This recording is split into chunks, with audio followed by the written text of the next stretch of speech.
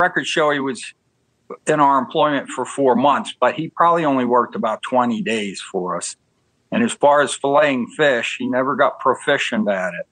So we bring kids in and train them, and until they're good enough, we don't allow them to do customers' fish.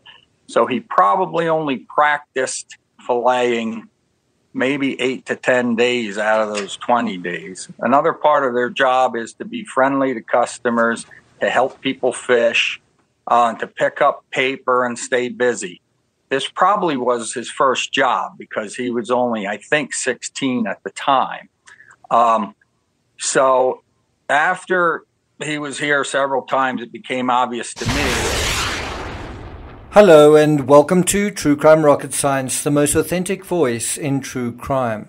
Now, what is very useful with Koberger's ex-boss, that's Charles Conklin, going on to News Nation, is that he provides slightly more detail than we got from the Idaho Statesman on February 22nd. That's more than 10 days ago. That's when I originally reported on this in the number 12 clue we all missed, right? Remember that? For example, we learned that his duties, Koberger's duties at the Big Brown Fish and Pay Lakes, that's in Effort, Pennsylvania, which is right next to that pizza place that he worked as well. His duties included fishing. And he was also his duties were meant to include helping customers catch fish as well. He needed to sort of show them the ropes, but then he sort of lacked the social graces to get to that level. Now, you may remember on December 22nd, when I provided a profile of the Idaho killer, I suggested he had some kind of hunting experience. I said that he'd worked in a butchery or otherwise gutted fish, but he had worked with a knife.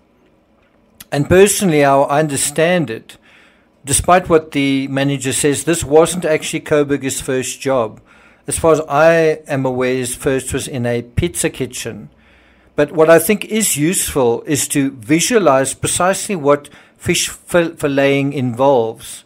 And so we're going to go through some actual photos from the Big Brown hatchery where Brian worked.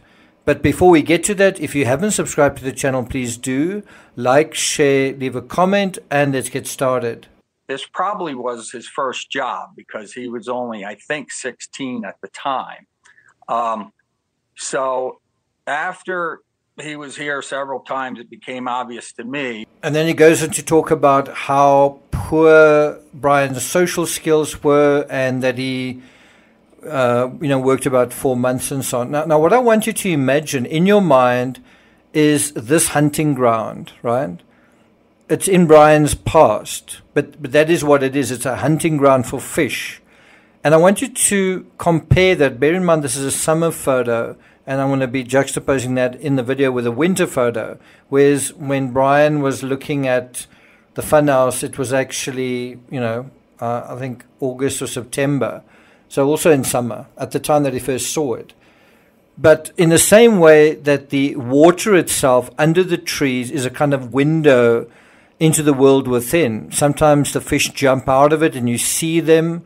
And in the same way, the residents appeared in a flash in front of the windows or on their balconies. It would provide a similar glimpse. Fishing with a hook and bait is an analogy, in my opinion, for going on to Maddie's social media and repeatedly trying to engage with her. I also personally believe that Koberger did encounter Maddie at the Mad Greek restaurant, which is another analogy for being, it's kind of an allegory for being initially drawn to somewhere in the pond by food. You're drawn somewhere perhaps a little bit outside of your usual pattern of movement. You're drawn there by food. That is what fishing involves as well. A hook lands in the water and the fish departs off its typical route, right? Why? Because of the lure of food. And so maybe his vegan diet acted as a kind of specific bait in terms of getting him into the situation he ended up getting into. But now I want you to consider really what we want to talk about here. The process of catching the fish in 2011 at this Brown's Big Brown Fish and Pay Lakes venue, right? And all of this, what you're about to see, comes from their Facebook page. So it's authentic. It's very clear what is going on. And so the process would be to catch a fish transferred into a holding container where the fish cleaner knows exactly how many fish are sort of floating around, and he knows also precisely what fate lies in store of them. He's looking at those fish knowing what is about to happen to them. And so what this is amounts to really the serial killing of fish, the butchering of fish. Now, the impression I get from these images is that the fish is cleaned out while still alive and flapping. The coup de grace only seems to occur at the end of the filleting process. From the image that you're seeing now, you can see the system that is used, the protocol, I guess, is to remove the head last, which means the poor fish as well as the fish cleaner experience the full agony of the process. They're not spared it. Now, I wouldn't be surprised if Brian became a vegan as a result of this experience. Bear in mind, as far as I know, he was working interchangeably at the pizza place where there's food, human food, and then right next door, the fish thing going on. And I wouldn't be surprised if he was really put off by that whole thing. You kind of get the idea he was quite a sensitive person in a certain way. And so I wouldn't be surprised if this is where his own diet started. And if it is, you can imagine it was something that was so traumatic that it led to a permanent change in his eating habits.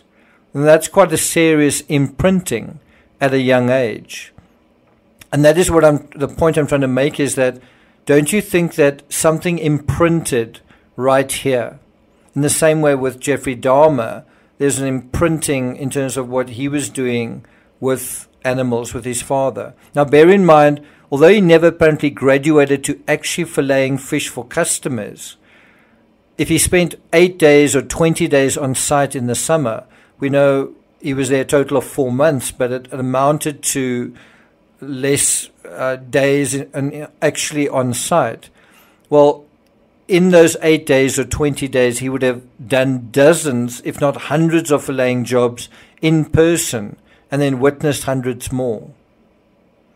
And so if the criminal psychology ever brewed in his mind that he was so angry he could kill, well, he had plenty of experience to draw on.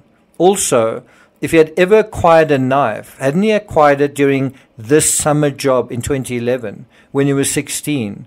And hadn't he kept it ever since? And didn't that knife remind him of that bloody summer where he could still smell the smell of fish on his hands and his clothes? And then years later, in a drug-exposed state, hadn't his thoughts drifted back to the past as he sat outside the funhouse silently watching, silently fishing? Thank you for listening, and I'll see you guys next time.